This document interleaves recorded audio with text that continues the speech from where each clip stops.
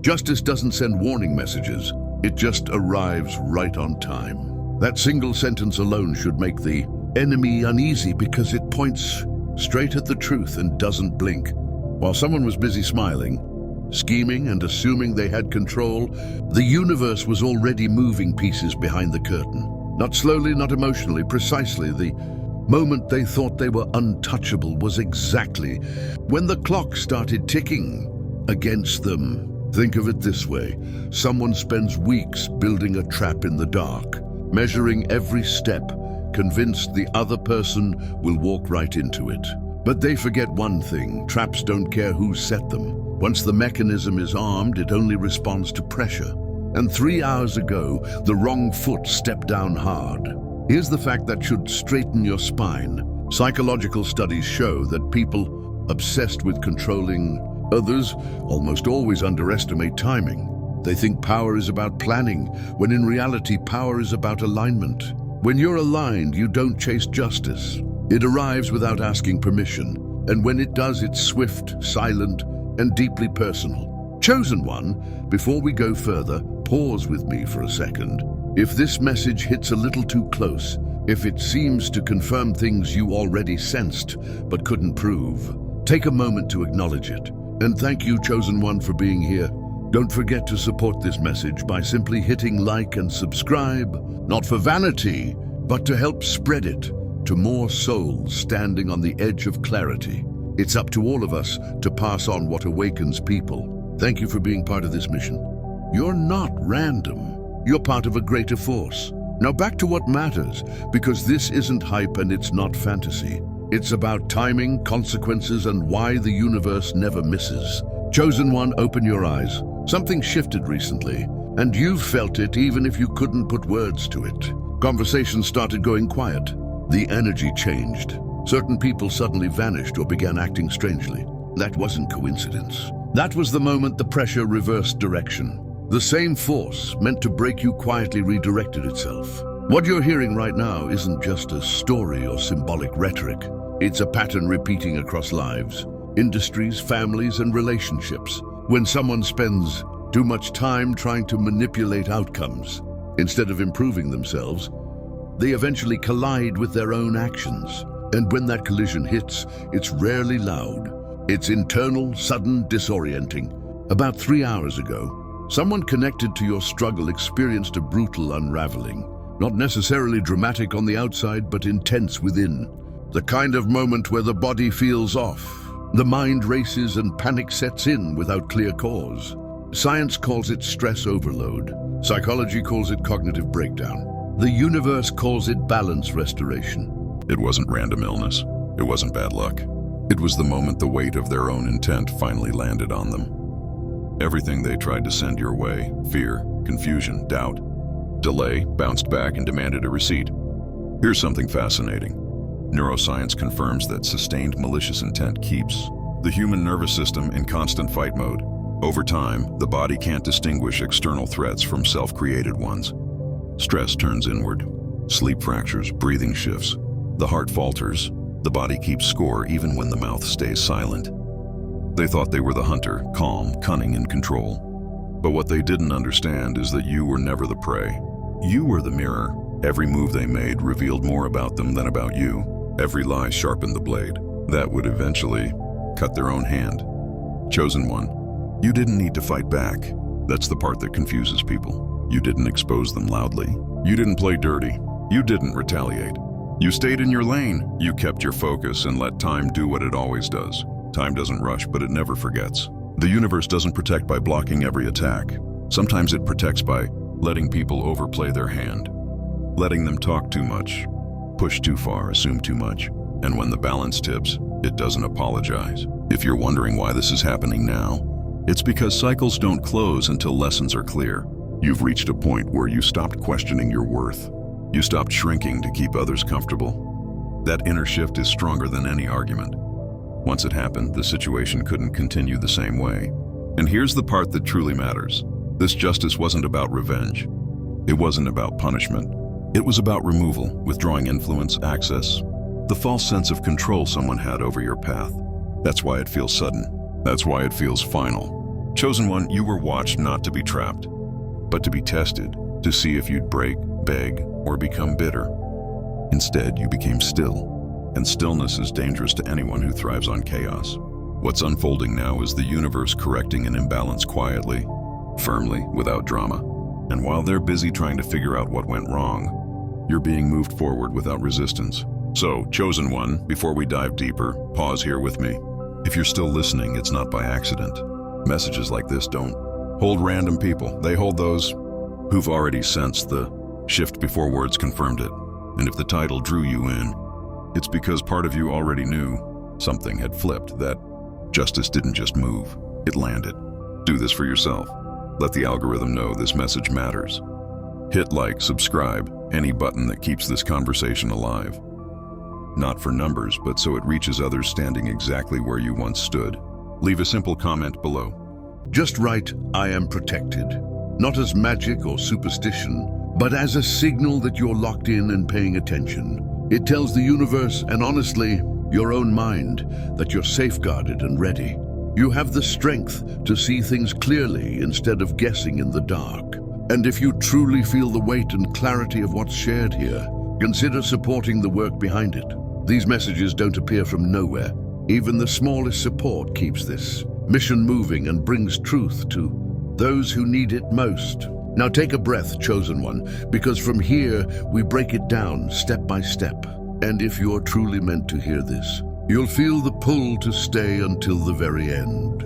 Let's begin. First, the trap she set in the dark snapped shut on her own face. The funniest part about a hidden plot is that it always thinks it's invisible until it detonates.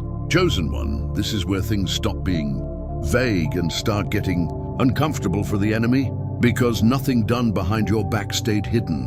Not the whispers, not the lies disguised as concern, not the quiet sabotage, not the fake smiles with sharp intent underneath. Every move they thought was clever was recorded, not by people, but by reality itself. The universe doesn't need witnesses. It tracks patterns, and patterns never lie. Here's the truth they didn't account for. You don't need to hear a lie for it to leave residue. The environment remembers energy. Psychology confirms this. Sustained intent creates stress loops, not just in the target, but in the sender. The more someone schemes, the heavier their own system becomes. Sleep cracks, focus shatters, anxiety rises. They start leaking signs. That's why secrecy always fails. The body can't keep secrets forever. She moved in silence, convinced darkness equaled safety, that if no one saw her hands, the damage wouldn't trace back. But darkness doesn't protect intent. It amplifies it. It removes accountability until the pressure builds so high that release becomes violent. That's what just happened. The very space she thought hid her ended up spotlighting her. Think of it like this. Someone pours poison upstream, assuming the current will carry it away. But rivers loop, currents turn, and that water always comes back, not as revenge, but as chemistry, cause and effect without emotion. At this point, you might wonder why. This question matters because timing is everything. It didn't happen randomly. It happened because the plot reached critical mass. Lie stacked on lie, move piled on move, until the weight triggered collapse. The universe doesn't rush justice. It waits until there's no escape route left. What she released wasn't mystical. It was psychological warfare, manipulation, projection, silent attempts to destabilize you so she could feel stable. But here's the part people hate hearing. You were never weak enough for it to work. You felt the pressure, of course, the confusion, exhaustion, moments of self-doubt. That doesn't mean it succeeded. It means it rebounded. And when intent rebounds, it doesn't vanish. It returns to sender with interest. That's why the unraveling hit suddenly. One moment, she thought she was ahead. The next, her system couldn't hold together. Disrupted breathing, racing thoughts, body reacting without permission. Not bad luck, an overload. When someone lives in deception too long, their nervous system stays in constant threat mode. Eventually, it panics without visible threats because the threat was internal all along. You might wonder, did I cause this? No, and that question proves why it worked in your favor. You didn't push. You didn't counterattack. You didn't obsess. You stayed focused on survival, growth, and getting through the day. That restraint matters. It keeps your hands clean while the universe settles accounts. Here's a hard pill. People who plot against you aren't strong. They're terrified. Confident people build. Insecure people interfere. And interference always leaves fingerprints. She thought she was playing chess while you were living life. She planned moves. You evolved. That gap is lethal. There was a warning phase, always a subtle nudge. A quiet moment where she could have stopped. But obsession makes people ignore exits. The more someone convinces themselves they're right, the less they listen. Once that line is crossed, the outcome locks in. That's why justice feels cold. No speeches, no dramatic confrontation, just consequences arriving unannounced. One moment, they're fine. The next, everything feels disrupted. Body rebels, mind fogs, control evaporates. And suddenly they're asking, how did this happen? The answer is simple. It didn't just happen. It accumulated. Chosen one, understand this clearly. You weren't spared because you're lucky. You were spared because you didn't match the frequency of destruction. You didn't become what tried to break you. That matters more than any defense. And here's the part that should straighten your posture. This wasn't the end. It was the interception. The point where the trajectory changed. The trap never reached you because it folded inward first. That's why things feel lighter now, calmer, with less resistance. The noise stopped because the source imploded. If you feel calm instead of excited, that's another confirmation. Real justice doesn't thrill you, it settles you. It removes the background tension you'd grown used to carrying. You don't celebrate, you breathe. Let this be motivation, not distraction. You don't gloat, you don't explain. You don't reopen doors closing on their own. You move forward cleaner, clearer, sharper, while she's busy dealing with the fallout of her own actions.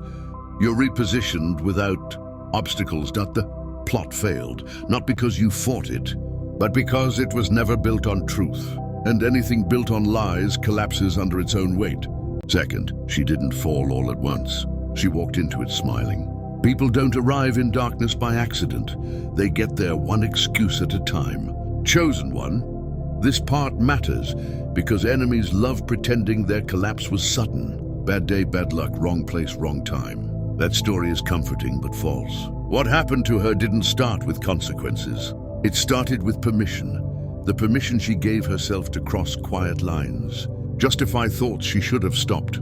Feed resentment instead of starving it. That descent never starts loudly. It begins in places no one applauds. Private thoughts, silent comparisons. The moment jealousy stops being a feeling and becomes a plan. Psychology confirms this. Unchecked envy rewires perception. People stop seeing others as human and start seeing them as obstacles. That's when empathy shuts off and obsession becomes a full-time job. Imagine this. Someone stands at the top of a dark staircase. The first step down feels harmless. Then another and another. Each seems small enough to justify no alarm, no collapse. But gravity doesn't care about your confidence. Eventually, the bottom arrives. Her soul didn't crack overnight. It bent thought by thought, choice by choice. She told herself stories to stay comfortable, that she was right, that she'd been wronged, that you deserved what came your way. The more she repeated her lies, the easier it felt. That's how darkness works. It doesn't shout. It whispers until it sounds like your own voice. You might wonder, why me? That question always comes here. Because when someone's already unstable, they don't target random people. They target mirrors, those whose growth, calm, refusal to implode, highlight their own stagnation just by existing. Here's a brutal truth. Hate feels powerful to people who feel powerless. It gives direction, a target, something to blame instead of looking inward. That's why she mistook hate for strength. It gave the illusion of control without requiring growth. Imagine this metaphor. Someone drinks salt water thinking it'll quench thirst. At first it feels relieving, but every sip dehydrates more. That's resentment, validating at first, but slowly destroying the system consuming it. She didn't just complain. She sought reinforcement, places, people, ideas that validated her worst impulses. Environments matter. When someone enters spaces built on despair, bitterness, and shortcuts, those spaces don't heal, they amplify what's already broken. That's where the enemy truly miscalculated. Speaking your name with intent isn't power, it's exposure. When someone focuses sustained negative intent on another, they attach energetically and psychologically. Studies show fixation raises stress hormones, paranoia, emotional volatility. The target often feels lighter over time. The sender feels heavier. Imagine tying a rope around your waist to pull someone down, not realizing it's anchored to your own body. Every tug pulls you closer to the edge too. She thought she was erasing. Instead, she etched her own name deeper into the list of consequences. The universe doesn't respond to hate like movies show. No explosions, just compression. It waits. It allows choices until the math is undeniable. You might wonder, could she have stopped? Yes, multiple times. That's the uncomfortable part. There were moments she felt warning signs, fatigue, anxiety, sudden unease, the sense something was off. Those weren't attacks. They were exits. She ignored them because obsession makes people feel special. Here's another sharp quote. When someone chooses darkness long enough, they stop noticing the light. Didn't leave. They just turned their back on it. This wasn't about you being punished or tested. It was about alignment. You stayed focused on building, healing, surviving, evolving. She stayed focused on interference. Those paths don't run parallel forever. Eventually, they diverge sharply. Imagine a train switching tracks. One leads forward, steady, disciplined. The other to a cliff, fast, dramatic, emotional. Both seem valid at first. Only one ends well. She believed secrecy would protect her, that as long as things happened quietly, nothing would rebound. But secrecy doesn't erase intent. It concentrates it. The longer someone lives an internal double life, the stronger the internal pressure. That's why collapses seem sudden. They're not. They're delayed. You might also wonder why I feel calm instead of angry. Because anger belongs to people who still need validation. Calm belongs to those who've outgrown the battlefield. You don't need revenge when the system self-corrects. Here's a fact people hate. The universe doesn't punish people for being bad. It responds to imbalance. When someone overinvests in destruction, manipulation, control, they tip their own scale. Correction is automatic. Another metaphor, imagine overloading an electrical grid. Lights don't flicker immediately. Everything seems fine until suddenly everything shuts down. That's what happened here. Chosen One, understand clearly, you weren't protected because you were louder. You were protected because you didn't abandon yourself. You didn't descend to match her depth. You didn't let bitterness rewrite your character. This section exists to address the quiet fear some of you have. What if she tries again? That fear comes from not realizing the cost she's already paid. People rarely repeat actions that nearly destroyed them. And if they do, the system corrects faster the second time. She didn't lose because you attacked. She lost because she kept choosing the wrong fuel. Hate burns fast and leaves ash. Discipline burns slow and builds steel. Let that sink in. While she descended step by step, convincing herself she was gaining power, you ascended without spectacle, shortcuts, or secret plots, just quiet alignment. And when those paths finally crossed, one imploded inward, the other kept moving. Not luck, structure. Third, the knife she raised turned back and asked who she really was.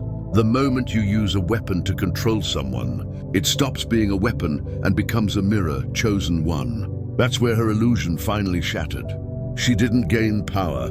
She received a test, a choice wrapped in temptation. And like most who crave control, she ignored the warning because warnings don't flatter ego. They threaten it. That vile tool, supposed advantage she gripped so tightly, wasn't a magic shortcut. It was a feedback loop, a mirror disguised as leverage. Tools don't just act. They amplify the holder's intent. And when intent is rotten, amplification becomes exposure. Imagine turning up the volume on a microphone, thinking it'll make your voice stronger.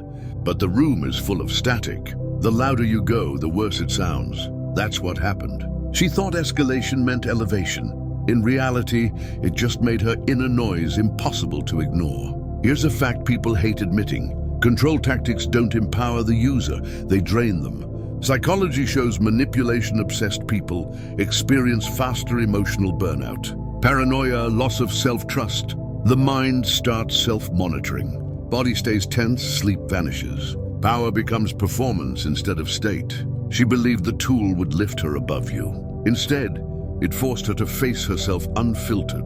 Every time she aimed outward, it reflected something she didn't want to see. Fear, envy, emptiness, the very things she was fleeing. You might wonder why it didn't touch me. Because mirrors don't harm what's not aligned with them. You weren't vibrating with the same intent.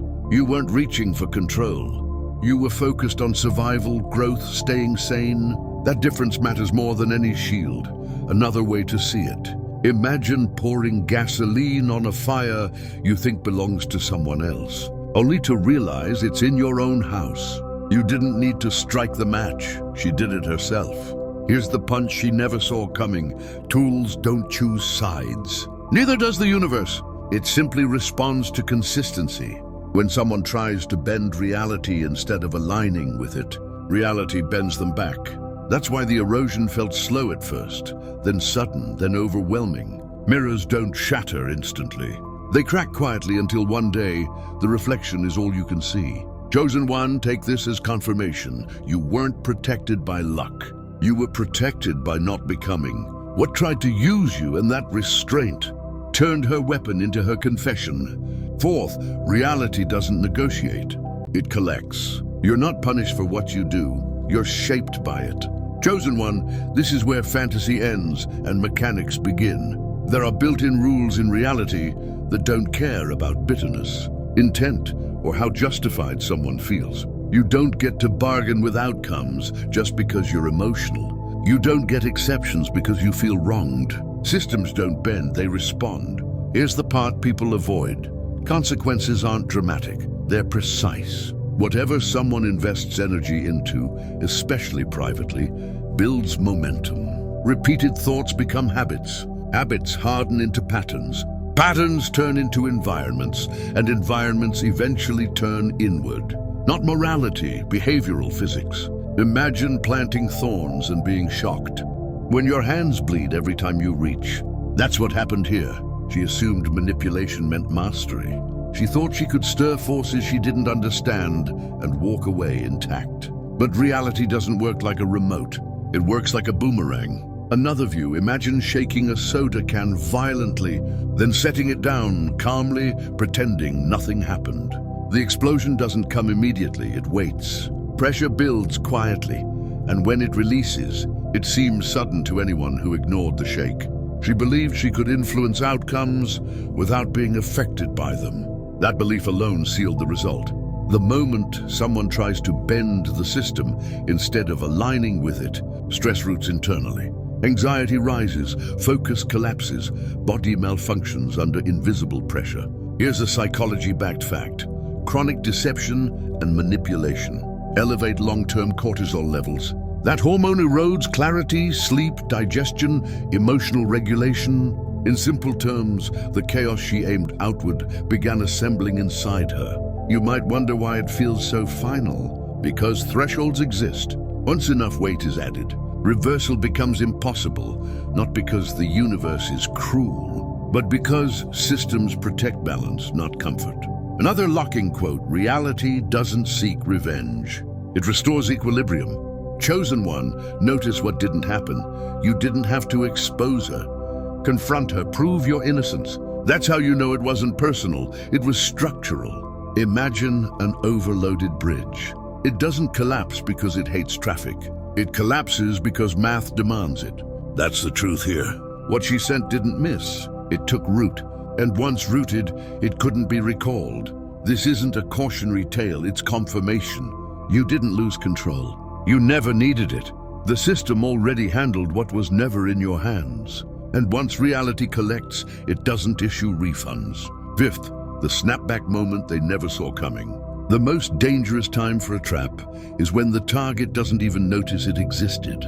Chosen one, this is the exact point where the story flips, and it flips quietly. You didn't sense the danger. You weren't bracing for impact. You were simply moving forward, mind on your own life, unaware something had been aimed your way. That's important because protection works best when you don't perform for it. The setup seemed ordinary on the surface. No drama, No blaring alarm, no warning signs screaming for reaction. And that's why it failed. The universe had already marked the moment before the move was even released, not emotionally, mechanically. Timing was locked in. Here's what people misunderstand. Reversals don't happen because someone deserves saving. They happen because alignment cancels interference. You weren't vibrating at the attack's frequency. You weren't feeding fear. You weren't harboring obsession. So when the plan left her hands, it had nowhere to land. Imagine throwing a punch in a dream, hitting only air, then losing balance and falling on your own face. That's what happened. Force without anchor always snaps back.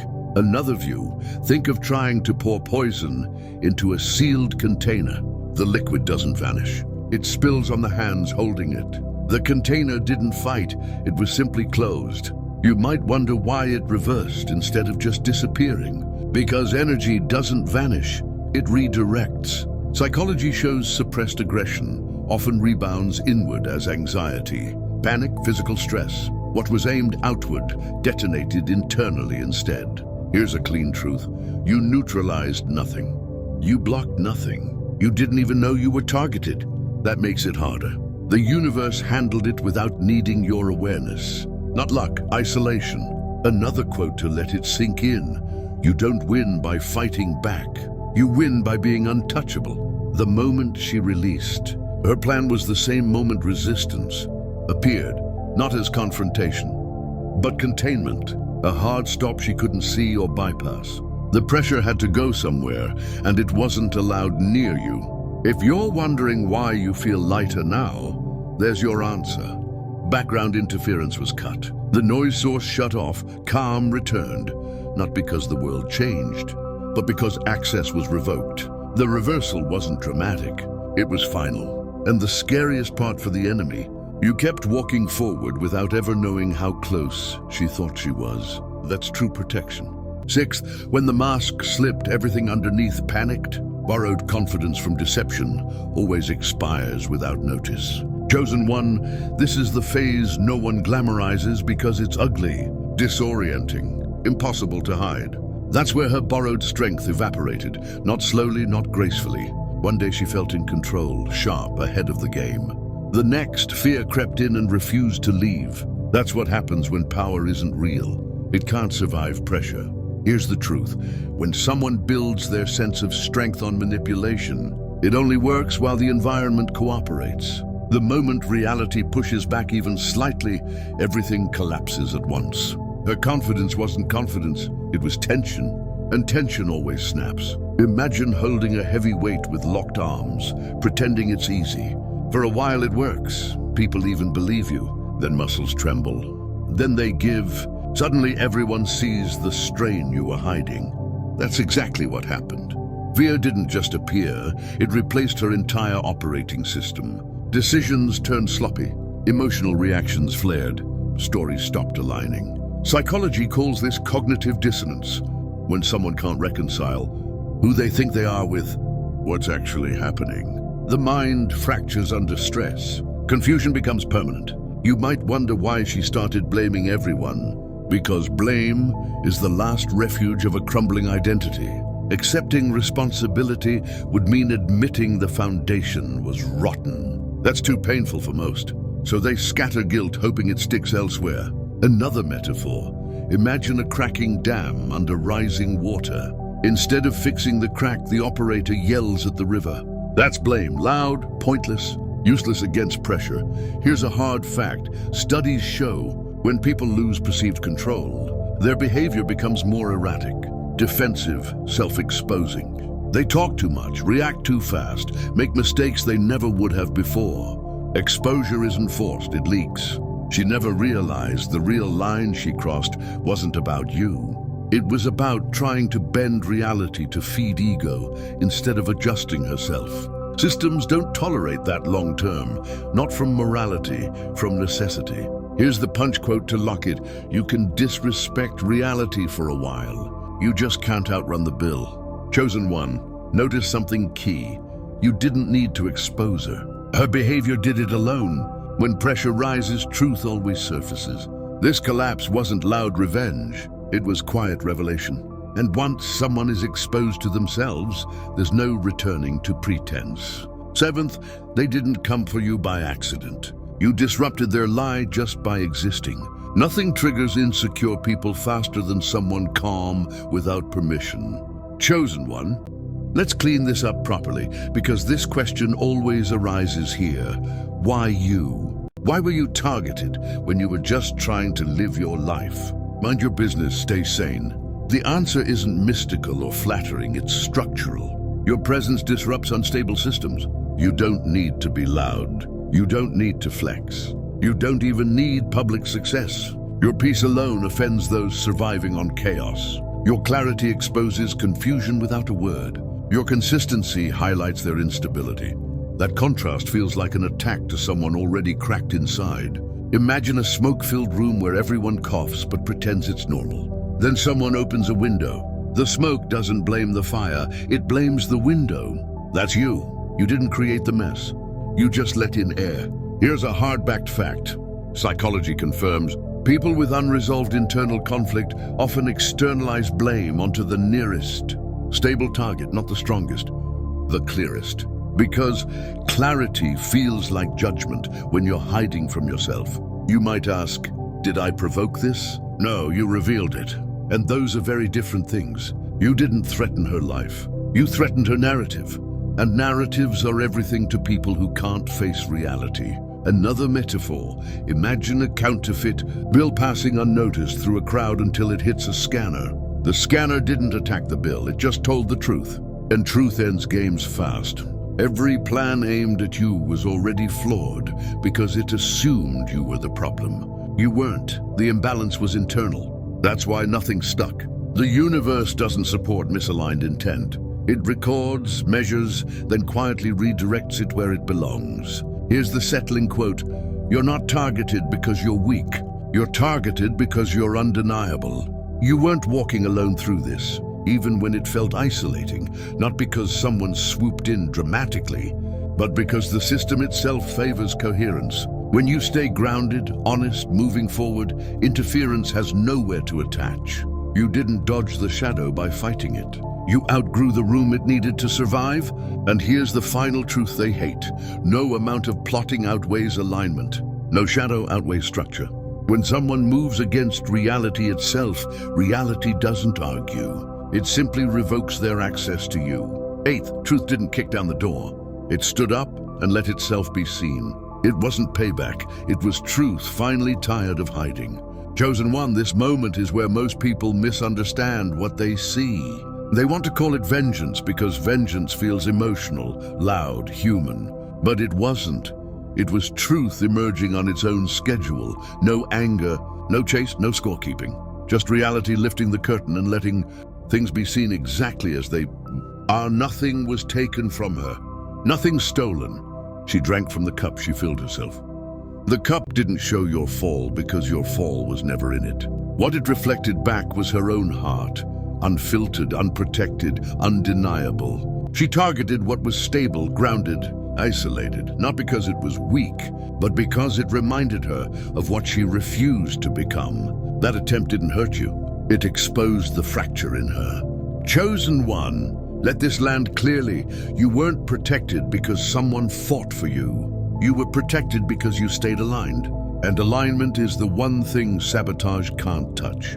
She unraveled because she walked away from her own warning system. You stayed intact because you listened to yours. 10th, it was never about her collapse. It was about your calibration. What looks random survival is actually training. Chosen one, this moment isn't for entertainment or validation, it's instructional. What you witnessed wasn't just someone else falling. It was you being forged in real time. Pressure reveals, but it also shapes. And this chapter exists to sharpen your awareness, not inflate ego. Here's the quiet truth. Nothing in you is neutral. Every thought you entertain feeds something. Every repeated word builds momentum one way or another. This isn't about perfection, it's about intention. People who drift mentally end up living outcomes they never chose. Imagine planting seeds daily, even unintentionally. Some grow gardens, others weeds. Ignoring the soil doesn't stop growth, it guarantees chaos. That's why inner discipline matters more than outer defense. You might ask, so what am I supposed to do with this? Not celebrate, not fear, learn. Let it refine how you move, speak, react when no one's watching. Power isn't loud, it's precise. Here's an anchoring fact. Studies show people practicing deliberate thought control, choosing responses over reactions, experience higher long-term emotional stability and success. In simple terms, tending your inner world makes you harder to derail. Another metaphor, think of your mind as a control room. Every unchecked thought is a button pressed without permission. Eventually, systems overload. Calm people aren't calm by accident, they manage the panel. This lesson doesn't tell you to shrink. It tells you to move clean, walk softly, not because you're weak, but because unnecessary force attracts unnecessary resistance. Speak deliberately because words don't just communicate, they condition. Guard your inner world because once stable, nothing external can hijack it at the core. Here's the locking quote: "You don't rise by watching others fall. You rise by refusing to fall the same way." Chosen one, this was your reminder. Stay aware, stay grounded, build intentionally. Because what's next isn't about survival anymore. It's about direction. 11th, the machine that breeds envy and chews up those who buy into it. They didn't fail because they weren't enough. They failed because they believed the wrong scorecard. Chosen one, this part matters. Because the same environment that twisted her thinking still exists around you. Right now, nothing changed outside. The noise is the same. You might ask why I didn't fall into it. Because alignment beats comparison every time. You weren't trying to impress the room. You were trying to understand yourself. That single difference kept you out of the trap.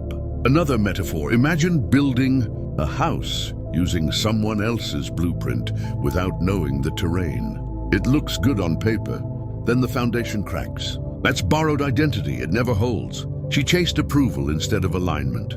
And approval is a moving target. It never settles. It always demands more. Alignment, on the other hand, stabilizes.